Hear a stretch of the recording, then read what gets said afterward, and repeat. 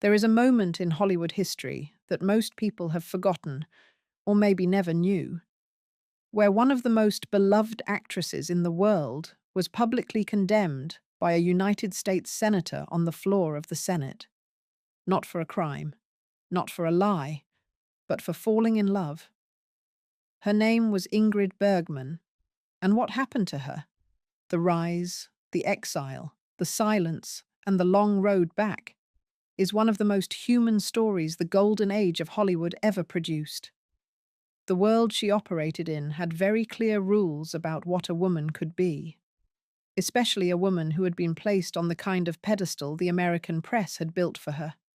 And when she stepped off that pedestal, not with a dramatic announcement, not with defiance, but simply by living her life according to her own feelings, everything that had been constructed around her came down at once. Hard. But before we get there, you need to understand who she was before all of it. Because the fall only makes sense when you understand just how high she had climbed and how fiercely people believed in the image they had built around her. Segment 8. The Girl from Stockholm. Ingrid Bergman came into the world on August 29, 1915, in Stockholm, Sweden. She was, by almost every account, a child born into loss. Her mother, Friedel Adler, died of an illness when Ingrid was only 2 years old. Her father, Justus Bergman, a painter and photographer with a deep passion for the arts, raised her largely on his own, and poured into her a love of performing that would become the engine of her entire life. Justus would set up a little stage at home, encourage her to perform, film her with his camera. She was his project, his joy, and she loved him back with the kind of total devotion only a child who has already lost one parent can manage. Then, when Ingrid was 12 years old, her father died too. Just like that. The second parent, gone. She was sent to live with an aunt, then another, passed between relatives like an obligation no one had quite signed up for. She was awkward, tall for her age, deeply introverted, and by her own later admissions, profoundly lonely. What she had, though, was the memory of that little stage her father built, and the feeling, unshakable, irrational, completely certain, that performing was the one place she made sense. At 16, she auditioned for the Royal Dramatic Theatre School in Stockholm, one of the most prestigious acting institutions in Scandinavia. She was accepted. Within a year, the school's faculty recognized something in her that was difficult to define but impossible to ignore. She was moved into the main program ahead of schedule. She wasn't technically the most polished student in the room, but she had a quality, a kind of total believability, that made everything she did on stage feel completely real. Not performed. Real. Her fellow students remembered her as someone who went very quiet before she performed. Not in a nervous way, but in the way of someone drawing everything inward, concentrating the whole of herself into what was about to happen. One instructor reportedly observed that she did not act emotions so much as locate them. Whatever she needed, grief, longing, fear, she found it somewhere in her actual experience and let it surface. Technique, for Bergman, was always in service of truth, never a substitute for it. This instinct, which she carried into every project she would ever take on, was both her greatest gift and, in certain contexts, the thing that made her hardest to manage. By the mid-1930s, she was making Swedish films. By 1936, a producer at UFA Studios in Germany noticed her and brought her to Berlin to make a German-language film called Die Wir Gesellen, a decision that would raise eyebrows in hindsight, given the political climate in Germany at the time, though Bergman herself was largely apolitical in those years, and the film was a straightforward dramatic production. But it was a Swedish film, Intermezzo, released in 1936, that changed everything. In it, she played a young piano teacher who falls into a relationship with a married violinist. The role required her to be tender, conflicted, achingly sympathetic even in morally complicated territory. She was 21 years old, and she was extraordinary. David O. Selznick, one of the most powerful producers in Hollywood at the time, the man behind Gone with the Wind, saw Intermezzo. He asked for a meeting. Bergman, who had by this time married a Swedish dentist named Petter Lindström and given birth to a daughter named Pia, got on a boat and sailed to America. The year was 1939. The world was about to go to war, and Ingrid Bergman was about to become one of the most famous women on earth. What Selznick saw in her, and what he almost immediately tried to change about her, says everything about how Hollywood worked back then, and about the kind of woman Ingrid Bergman actually was. Segment 7. America and the Making of a Goddess. Selznick's first instinct, as it was with virtually every actress who came through his door, was to reshape her. He wanted to change her name. Too foreign, too difficult.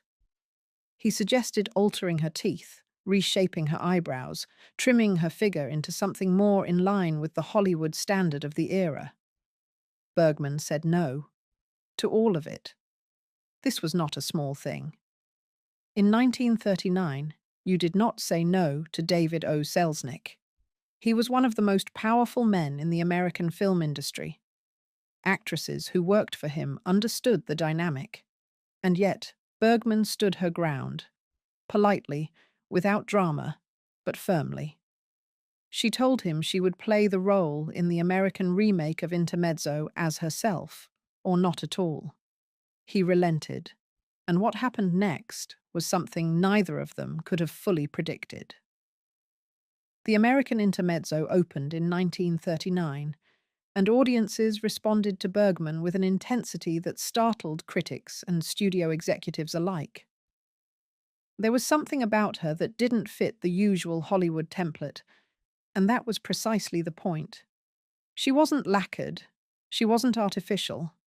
In a world of heavily styled starlets, she looked like a real person, a beautiful one, certainly, but real. The kind of woman you could imagine knowing. Hollywood's press machine latched onto this immediately. The narrative that formed around her in those early years was carefully tended. Ingrid Bergman was pure. She was natural. She was wholesome. She was, as one famous tagline would later put it, America's favorite wife and mother. What that image required of her, practically speaking, was an almost total surrender of private life to public performance. Not the performance of acting, which she loved, but the performance of being Ingrid Bergman, the symbol. She sat for interviews in which she was asked about her cooking, her housekeeping habits, her devotion to her husband, her simple Swedish values. She answered patiently, because she was by nature a patient person, and because she understood the transaction well enough.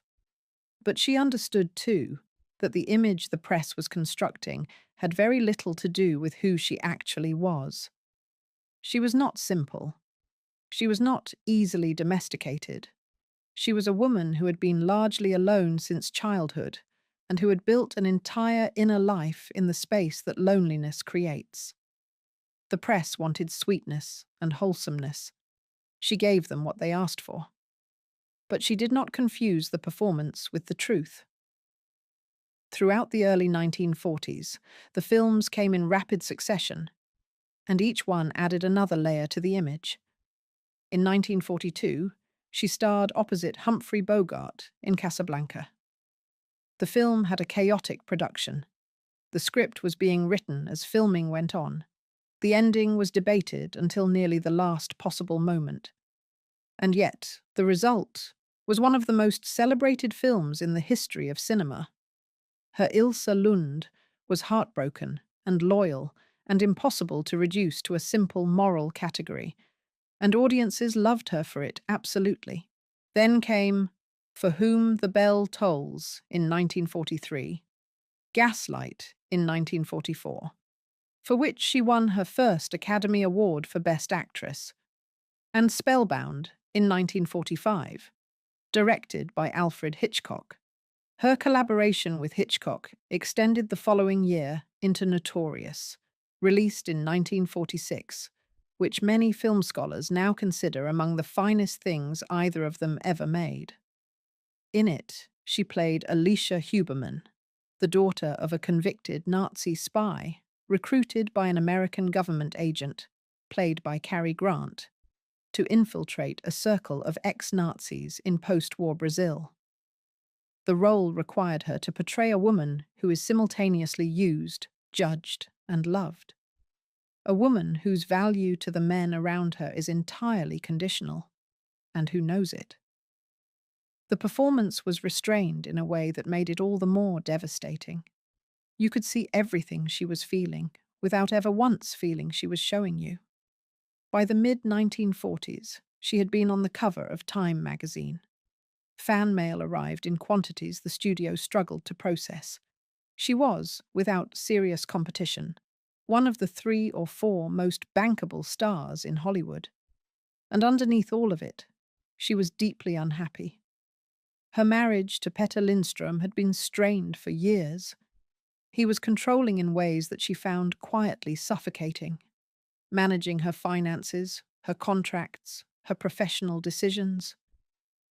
She described the marriage in letters to friends as one in which she felt increasingly invisible as a person, even as she became more visible as a star. Their daughter, Pia, was a genuine joy to her, but the distance between husband and wife had grown into something that could no longer be papered over by professional success. She threw herself into work.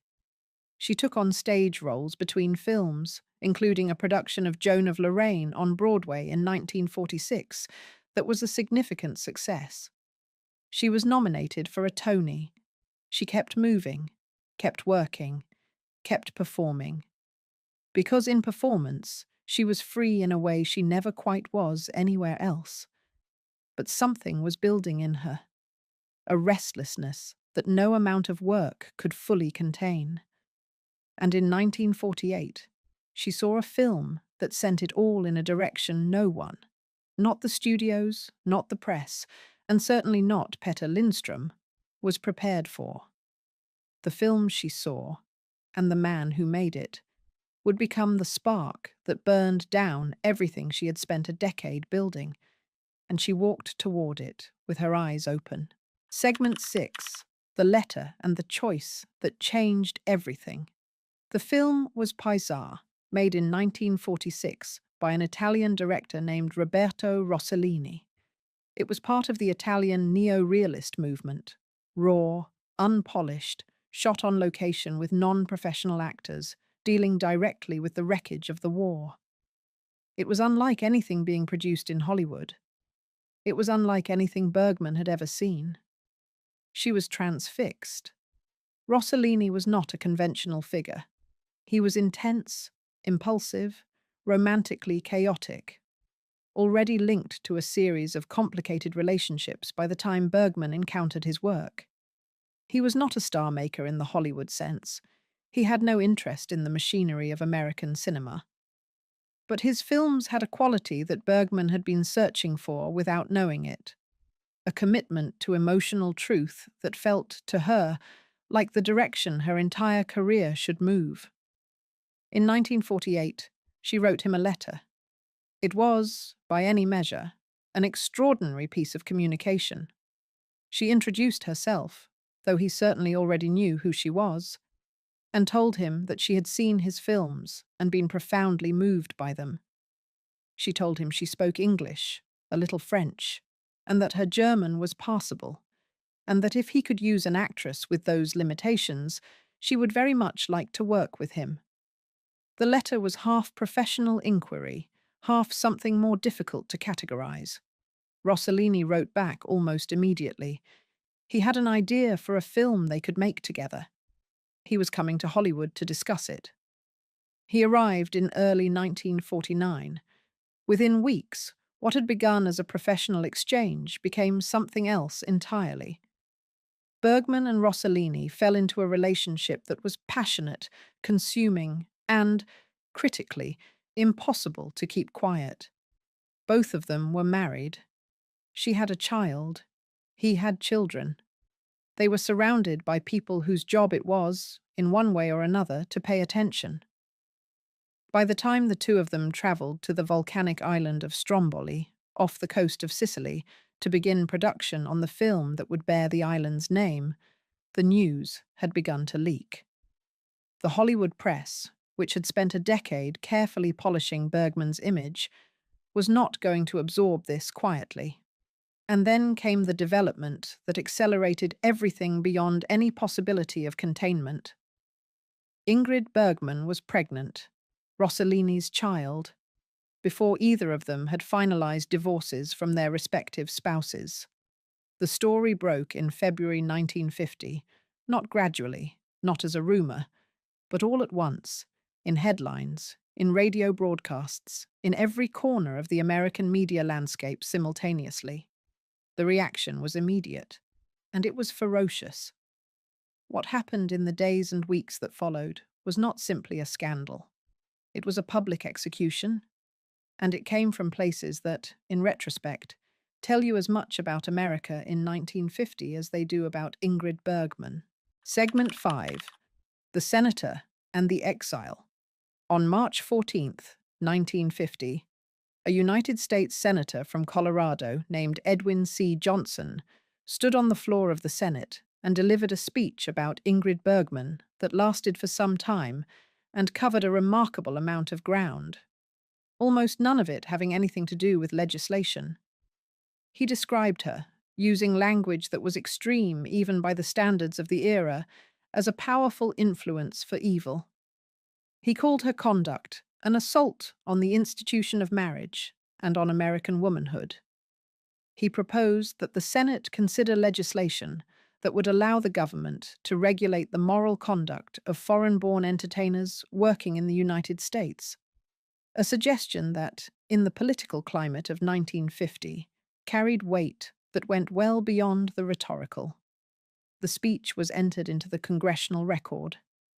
It was reported on the front pages of newspapers across the country, and it signaled to the American film industry, which was already nervous about congressional scrutiny of a different kind, that Ingrid Bergman was now someone to keep a very safe distance from.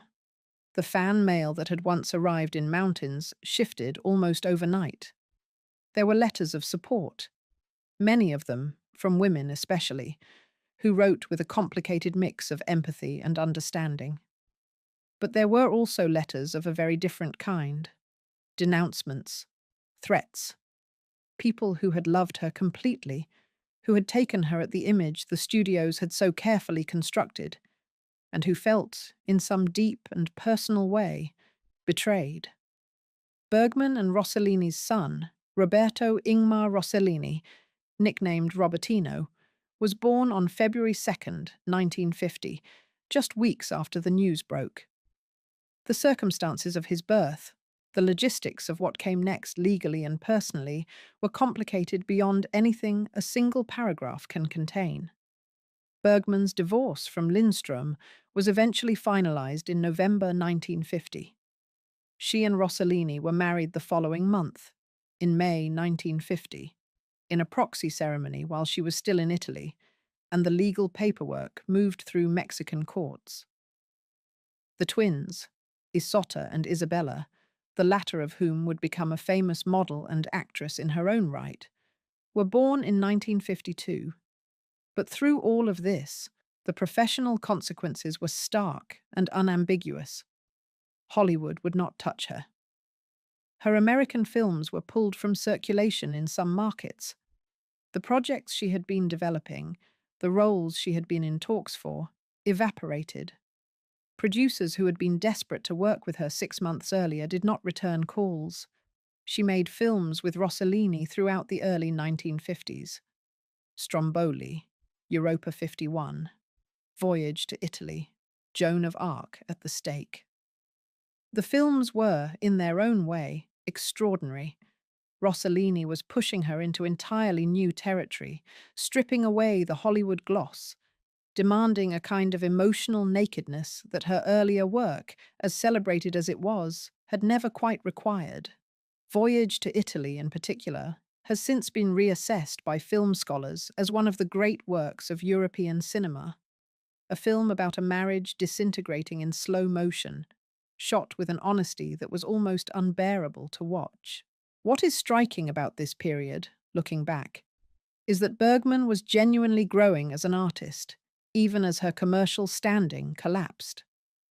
Working with Rossellini required her to abandon the supports she had always had in Hollywood: the careful lighting designed to flatter, the multiple takes until every line landed perfectly, the army of specialists whose job was to make the end result look effortless. Rossellini shot fast and rough and on location. He did not build her up. He stripped things down. And in that stripped-down space, something was revealed in her work that had always been there, but had been partially obscured by the polished surface of the Hollywood machine. The irony was sharp. The years in which America had decided she was finished were the years in which she was doing some of the most adventurous work of her career. Film critics in France, where the young writers at Cahiers du Cinéma were developing the intellectual frameworks that would eventually reshape global cinema, wrote about her work with Rossellini with serious admiration. Jean-Luc Godard cited Voyage to Italy as a direct influence on his own approach to filmmaking. The films were not box office successes, but they were not failures of imagination. But the films mostly failed commercially. They were not what audiences, European or American, had come to expect from Ingrid Bergman. And the marriage itself, which had begun with such consuming intensity, was developing its own fractures. Rossellini was, by temperament, not a man capable of monogamy. He had been that way before Bergman. He remained that way during their marriage. The same restless, consuming energy that had made him such a vital artistic presence in her life made sustained domestic partnership with him nearly impossible. He became involved with another woman, an Indian screenwriter named Sonali Dasgupta, and the marriage, which had already been strained by professional disappointments and the sheer exhausting effort of maintaining a life between cultures, could not survive it. By 1957, it was over. Bergman was 41 years old, living in Europe, estranged from her daughter Pia in America, professionally adrift, and emerging from the wreckage of the relationship that had cost her everything she had spent the first half of her career building. What came next?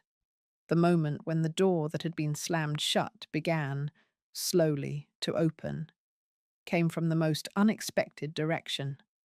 Not from Hollywood, not from an American studio reaching out with an apology. It came from Paris, and it came in the form of a play. Segment 4, The Road Back. In 1956, while her marriage to Rossellini was still technically intact, but functionally crumbling, Bergman was approached about a stage production of Hedda Gabler, the Ibsen play, to be performed in Paris. She took it. She needed it. Not just professionally, but in some more fundamental way. The stage had always been the place where she felt most like herself, and after years of films made under difficult conditions, with a man whose creative vision sometimes ran directly counter to her own instincts as a performer, returning to theatre felt like returning to something essential. The Paris production was a success, and it reminded people in the European arts community, people with influence, people who talked to other people, that Ingrid Bergman was still, underneath everything that had happened, one of the most gifted actresses alive. The American re-entry began to take shape through a different door entirely: television. In 1956, she appeared in a live television production of The Turn of the Screw, based on the Henry James novella, broadcast as part of the prestigious Ford Star Jubilee series. It was a significant moment. Live television in the mid-1950s was not a minor endeavor. It required a particular kind of discipline and presence that not every film actress could summon. Bergman could. The broadcast was well received. And then came the film that made everything official. Anastasia, released in 1956, was a Hollywood production, but not a Hollywood production she had gone to Hollywood to make. It was filmed in Europe with a British director, Anatol Litvak, and a cast that included Yul Brynner and Helen Hayes. The story was about a woman who may or may not be the surviving daughter of Tsar Nicholas II of Russia, a woman whose identity is uncertain, whose past is disputed, who exists in a kind of permanent limbo between who she was and who the world needs her to be. It would be too neat to say the role was a metaphor for Bergman's own situation, but it would also be dishonest to pretend the parallel wasn't there. The film was a critical and commercial success, and in March 1957, Ingrid Bergman won her second Academy Award for Best Actress.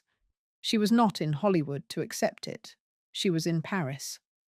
Cary Grant accepted the award on her behalf, and when he read her name from the envelope, the audience in the Pantages Theatre gave her a standing ovation. It was, by any measure, one of the more remarkable moments in the history of the Academy Awards. An actress who had been publicly condemned on the floor of the Senate 7 years earlier, whose films had been boycotted, whose name had been used as a shorthand for moral failure in newspapers across America. That woman had just been voted the best actress in Hollywood by the people who made Hollywood films.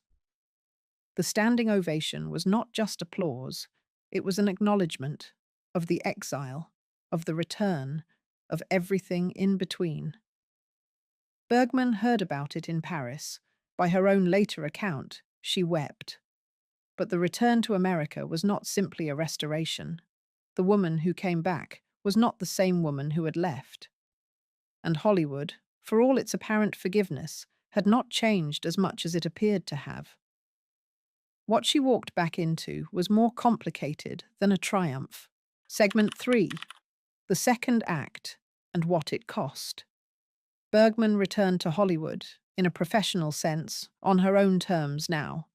And those terms were very different from the ones she had accepted as a young woman arriving from Sweden in 1939. She was not going to be managed. She was not going to be shaped. She was not going to live inside anyone else's idea of what Ingrid Bergman should be.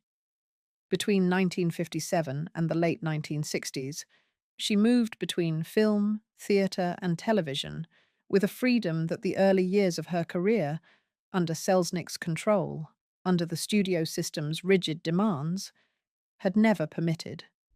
She worked with directors she admired, in projects that interested her, in multiple languages and across multiple countries. In 1958, she married for the third time, Lars Schmidt, a Swedish theatre producer who was, by all accounts, a genuinely kind and stable presence in her life.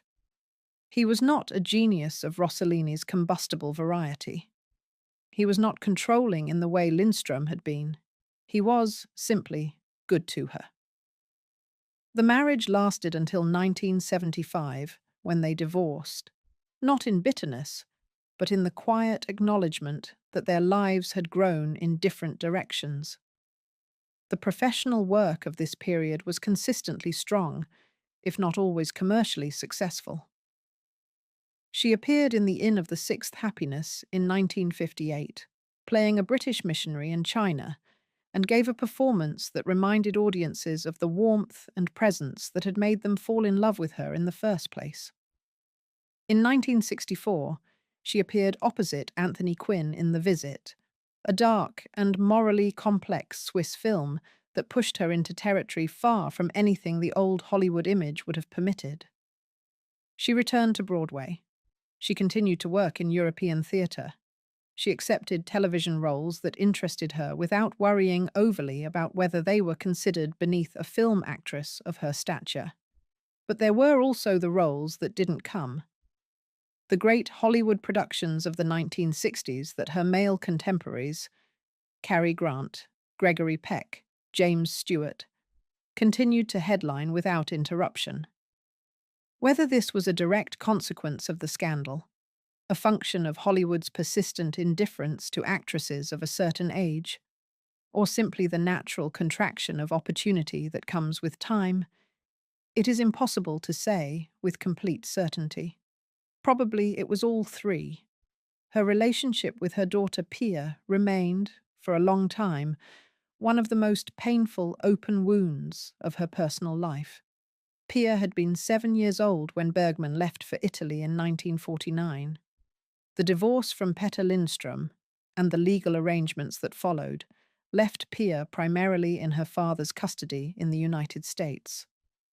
There were years in which mother and daughter barely spoke. Pia gave interviews as she grew older that were not warm.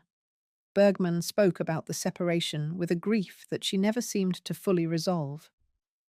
Eventually, slowly, imperfectly, the relationship was rebuilt, but it took years.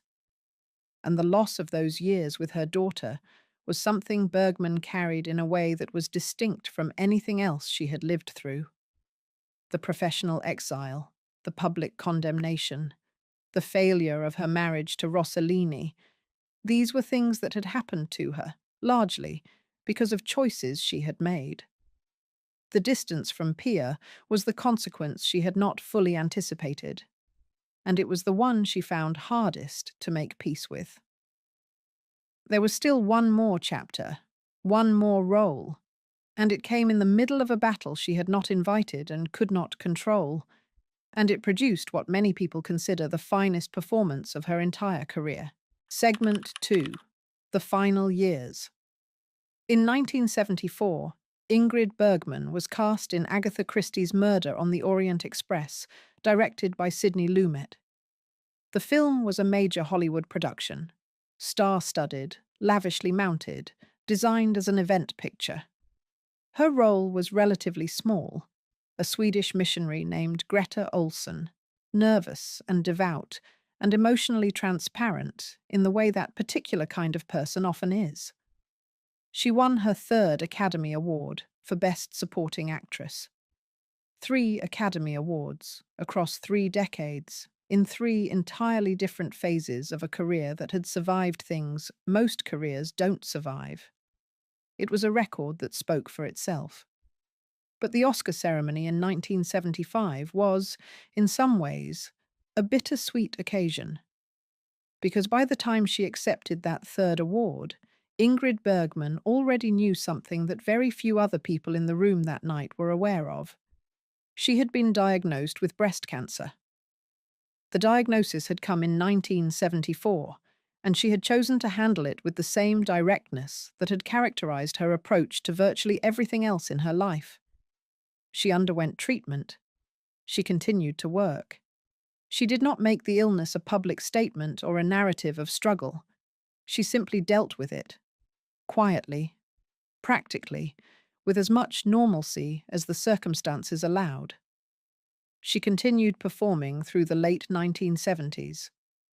In 1978, she gave what many critics and colleagues considered the most raw and fully realized performance of her career, playing the Israeli Prime Minister Golda Meir in the television miniseries A Woman Called Golda, broadcast in 1982. The transformation was physical and total. Buried under hours of makeup, she inhabited a woman whose life story was almost nothing like her own, and yet found in her something deeply human and deeply recognizable. The choice of that role, knowing what we know about her health at the time, carries its own particular weight. Golda Meir had herself been a woman who had refused to be defined by the terms her world offered her, who had built a public life of extraordinary scope out of sheer force of conviction, who had been dismissed and underestimated, and had simply continued regardless. There is no record that Bergman spoke directly about this parallel, but it is difficult to imagine she missed it entirely. The production was physically grueling.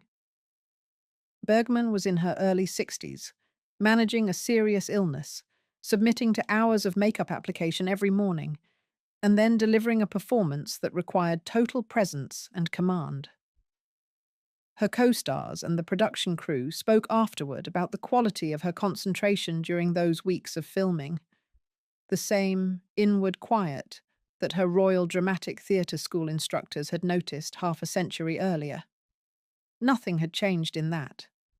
Whatever it cost her physically, she gave the role everything. She won an Emmy Award for the role. It was her final major performance.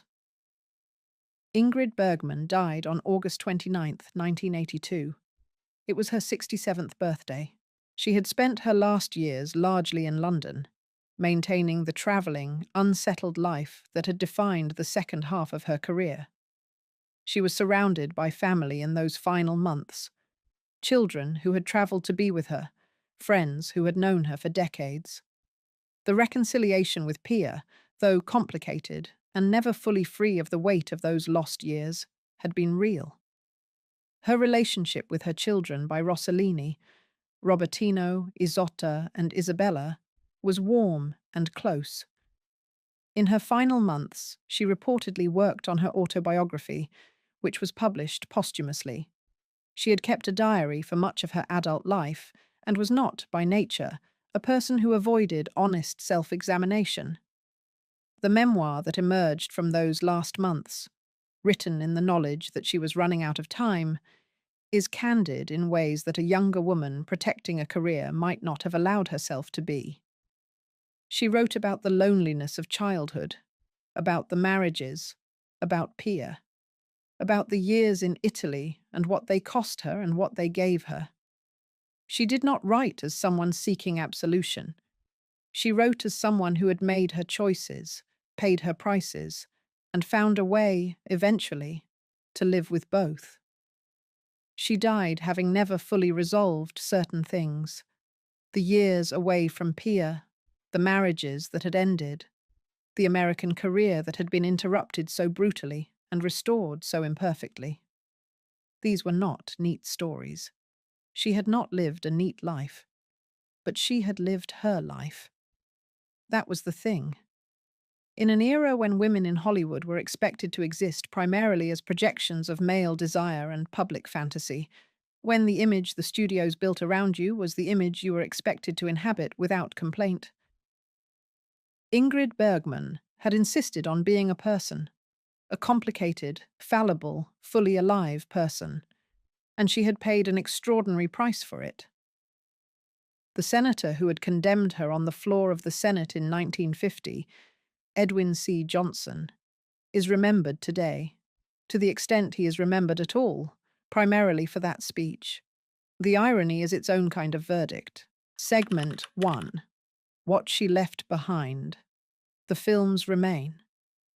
Casablanca is still one of the most watched films in the history of cinema. Gaslight is still studied in acting programs and film schools around the world. Notorious, her 1946 collaboration with Alfred Hitchcock, in which she played an American woman recruited as a spy in post-war South America, is considered by many Hitchcock scholars to be among his finest achievements. And her performance in it, restrained and emotionally devastating in equal measure, is central to why. Voyage to Italy, the film she made with Rossellini in 1954 that audiences at the time largely rejected, has since been identified by directors, including Jean-Luc Godard and Martin Scorsese, as one of the pivotal works in the history of European cinema. A film that effectively invented a vocabulary for depicting marriage and emotional disconnection that would influence filmmakers for decades. Isabella Rossellini, her daughter, went on to a career that spanned modelling, film, and television, most famously as the lead in David Lynch's Blue Velvet in 1986. She has spoken about her mother throughout her own career with a combination of pride and clear-eyed honesty, describing a woman who was extraordinary and imperfect in equal measure, who loved her children fiercely even when circumstances made the expression of that love complicated. Pia Lindstrom became a journalist and television personality in the United States. She has spoken about her mother in interviews over the years with a generosity that seems genuinely hard-won, acknowledging the pain of the separation, while also acknowledging that the woman who left was not the villain the press had sometimes tried to make of her. The Hollywood Foreign Press Association, which awards the Golden Globes, established the Ingrid Bergman Award in 1958. The Screen Actors Guild, which had kept a careful distance from her during the years of exile, later recognized her contribution to American cinema with a Lifetime Achievement acknowledgement. In Sweden, she is considered a national treasure without qualification or asterisk, the greatest actress the country has produced. But perhaps the most honest monument to Ingrid Bergman is not an award or a retrospective or a named prize.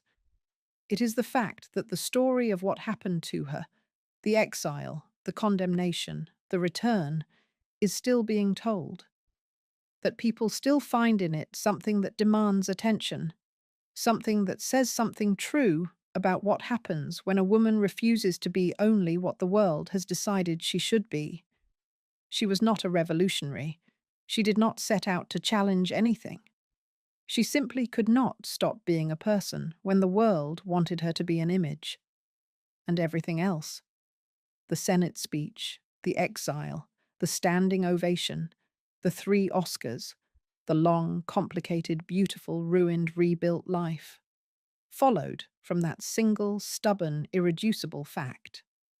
If you enjoyed this video, please like and subscribe to our channel so you never miss out on more fascinating stories.